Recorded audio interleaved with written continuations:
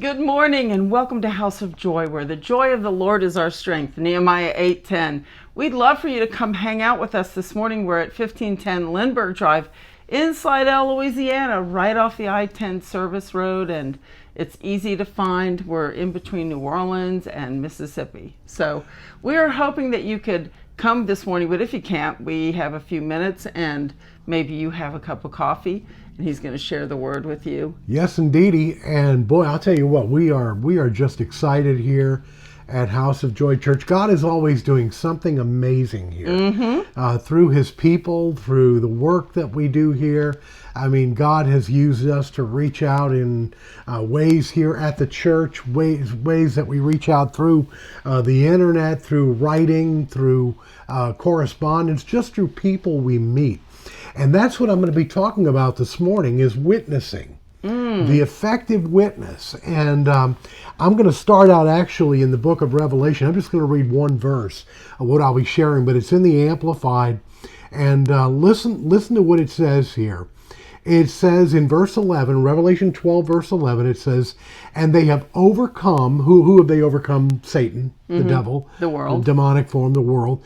And they have overcome, conquered him by means of the blood of the Lamb and the utterance of their testimony, for they did not love and cling to life, even when faced with death, holding their lives cheap until they had to die for their witnessing. Wow. Man, I just love the Amplified because it gives you such a clear picture.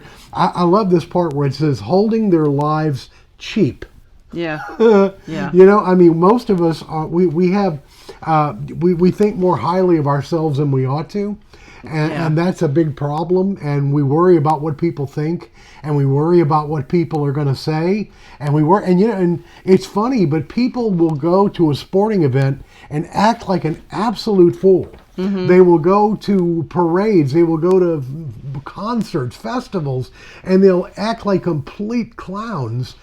And they don't worry about anything about what they don't wake up the next morning and go, oh. Well, maybe they do. Well, they do, oh, but they don't go, oh. What do you think people thought of me yesterday? I don't think people do that much, not anymore anyway. They don't, they don't worry about what people thought of them after a hard night of drinking, right? They certainly don't while they're acting that way. No, while they're acting that way, they're completely absolved in their own mind from whatever they do. But if you tell a person to share the gospel, they walk away thinking, oh, I hope I didn't overstep the line. I hope I didn't offend them. And offending people, don't get me wrong, offending people is not what we're supposed to do, not personally, but the gospel itself is very offensive. It will do that itself. So when you share the word, you may be gentle in spirit, and that's why it tells us to be gentle in spirit, because the message that we carry is a powerful word. It's a very powerful word. It's just like what they do to get kids to take medicine, right? They'll embed it in sugar, or they'll put it in a candy form, or give it to you in a gummy, and that's how we get kids to take medicine. Some adults have to take medicines and vitamins that way, and and it just makes it more fun. But the truth is the thing it does good is going to work inside you. And so this morning I'm going to be talking about being an effective witness, and I'm going to be talking about the fact that God doesn't look at all of these fads. It's not fad.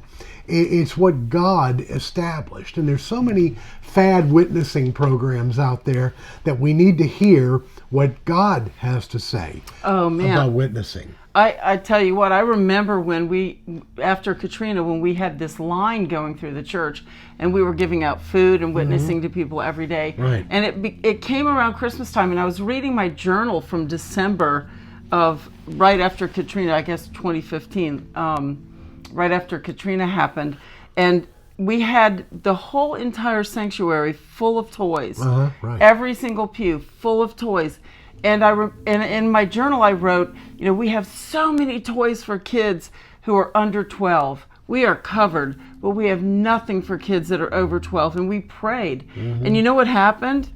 A person pulls up with a truck full of games for kids 12 and up. How about that? Isn't that amazing? Yeah. So when you're witnessing, if you step out in faith and do that crazy thing that God asks you to do, that's right. super hard, That's right. that takes your time up, that's inconvenient, and then you trust in the Lord to provide what you need to do it because you're like, oh man, I don't have what I need. Right. And you just pray, God provides. We have 100 or more stories just like that. Oh, unbelievable stuff. God provides. That's good. I'm glad. That's right in God's timing. I'm glad you shared that this morning, because that's what it's about. It's about being there for God. It's not about us trying to figure out how God's going to be there. He'll show up. We just have to be will. faithful to go forth and do He will. what He's called us to do. Yep. So, hey, listen, it's been good being with you. We love having you with us on Sunday mornings here by video, but we would also love to have you here in the service.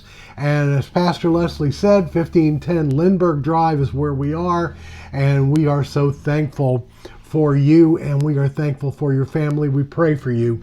And if you'd like to help support House of Joy Church, you can do so by using our very convenient non-profit PayPal link, which is paypal.me/Joy Fellowship Church. I'll say it again, paypal.me/Joy Fellowship Church, and you just follow the quick links, and you can just give right there on YouTube, on PayPal. So, hey, look, God bless you. Been good having you today. We will see you again real soon. Take care. Mwah.